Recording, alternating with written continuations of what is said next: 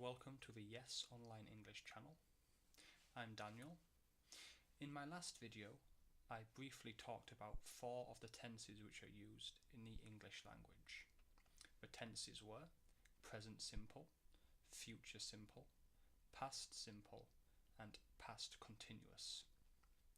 In this video, we're going to look at the present simple tense in more detail. So, let's have a look. So, present simple tense. The present simple tense is the most basic tense in the English language. It can be quite an interesting tense because it can be used to express the future. Generally, we use it to describe the present activities or to talk about routines or habits. So briefly, the form of the verb would be the subject plus a verb. The verb should be in its most simple form. Now, present simple tense has 7 uses.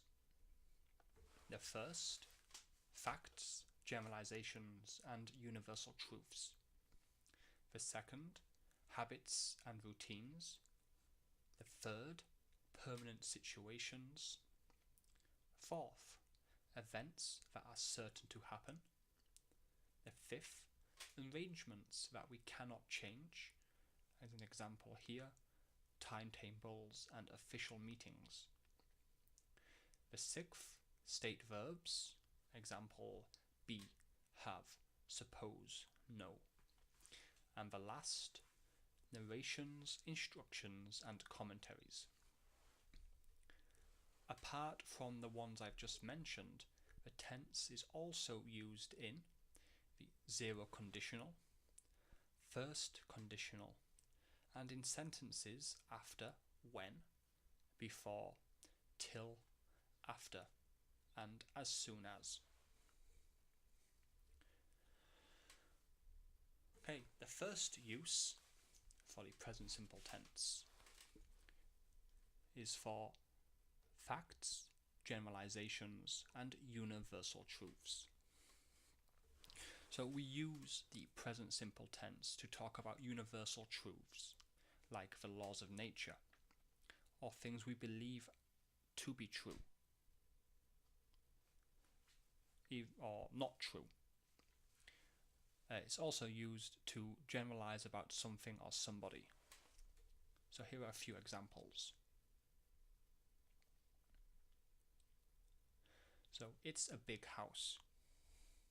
Is, you're stating something obvious here. So obviously it's a fact. It is a big house.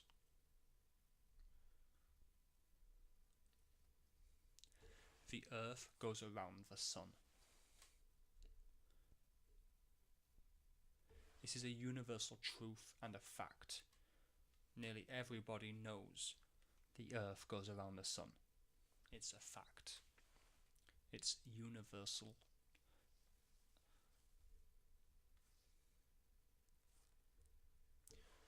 Dogs are better than cats. This is a generalization. It's an opinion, really. Personally, I do believe dogs are better than cats, but some people are cat people, and they'll think cats are better than dogs. This is just a generalization.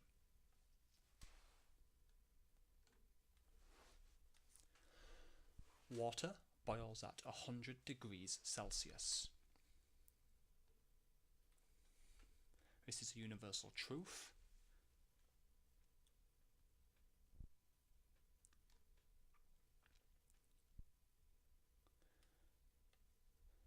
London is the capital city of the USA. See, in this case, it's made to sound like a fact. Obviously, the fact here is not correct, but that's okay. Because remember, the sentence does not have to be true.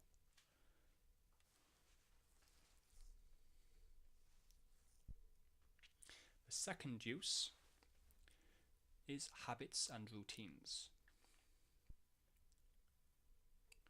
So we also use this present simple tense to describe actions that happen frequently. As an example, habits, routines, and tendencies. So the first example for this use: we leave for work at 8 a.m. every morning.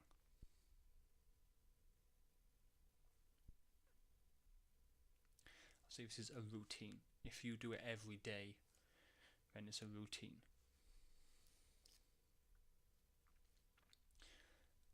My husband watches TV in the evening. So this is a habit and a routine.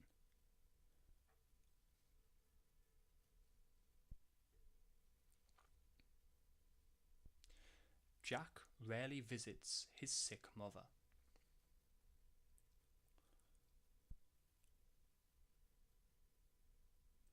This is a tendency.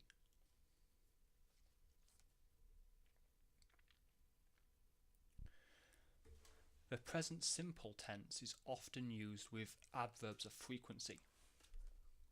Examples of adverbs of frequency: always, frequently or often, usually, seldom or rarely, nowadays, never, every week, every year, sometimes or occasionally, from time to time, every now and then.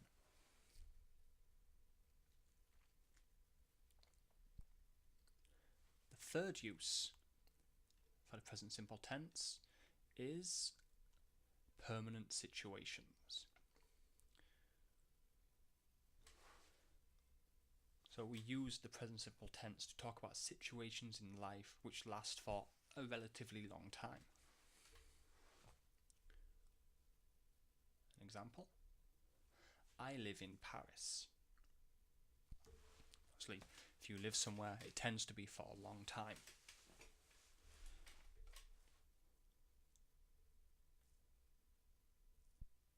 Sam drives a Volkswagen. Again, how many people buy a car for such a short time? So it's a permanent situation, a car. It happens for a long time.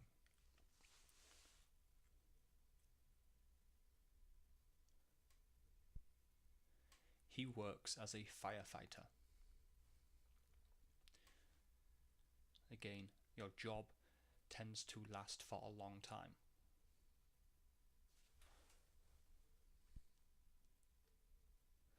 The fourth use is events that are certain to happen.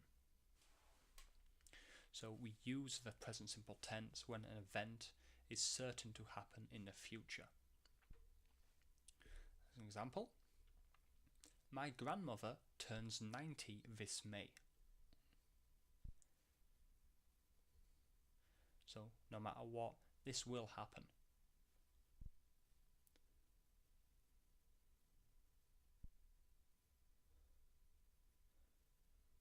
Another one: winter starts on December the 21st. Obviously, depending on where you live, the start time for winter could be different.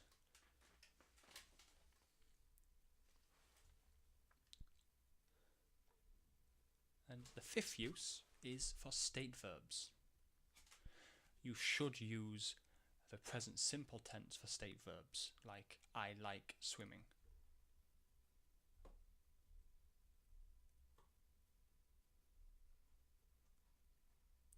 And we know this man.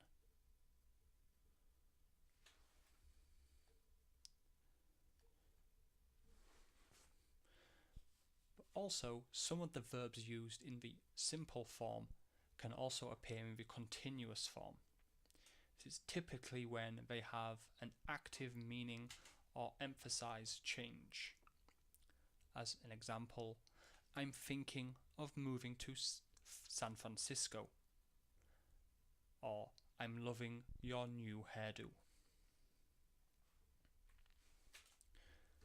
The sixth use is for future arrangements. We use the present simple tense to talk about events that we can't change. As I said earlier, as an example, timetables, a meeting, or even a train departure.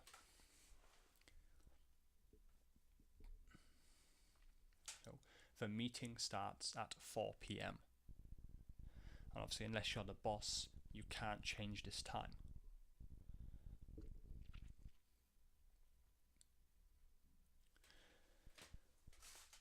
The train leaves at noon. Again, nobody has the power really to change what time the trains leave. And when does the plane take off?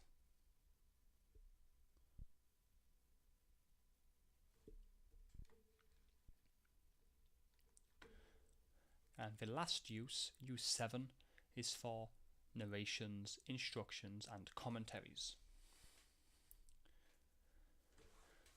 The present simple tense is also used in narrations, example, to tell a story or to tell a joke. Instructions, like giving instructions for a recipe. Or for commentaries, especially sport commentaries.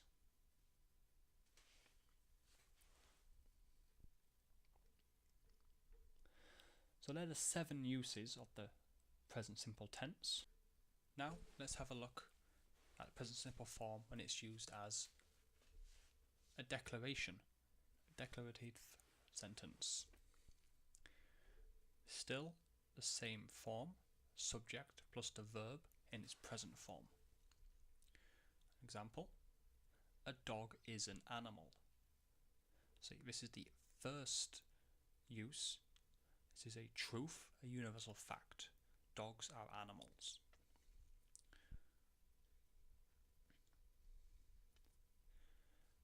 With questions, the present simple tense needs an auxiliary verb to do, or in the third person singular, does. The form here would be do or does plus the subject plus the verb. An example, person A asks, does Jack have a fish? Person B replies, no, he doesn't.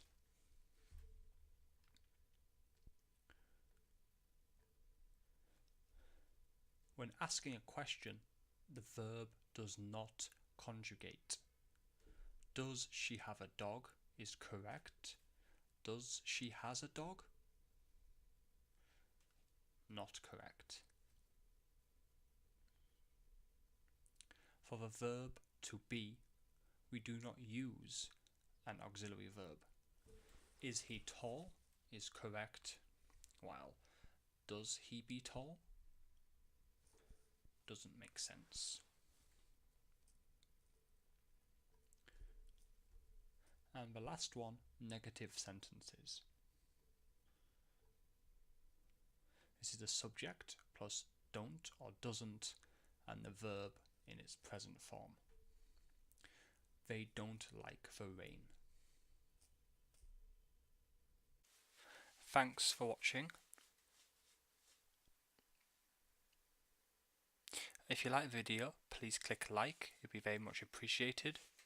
And also please subscribe to my channel, it'd be a great help. Also, if you have any questions you'd like to ask, please feel free to leave comments in the comment section and I will answer as many questions as I can in the next video. Thanks for watching.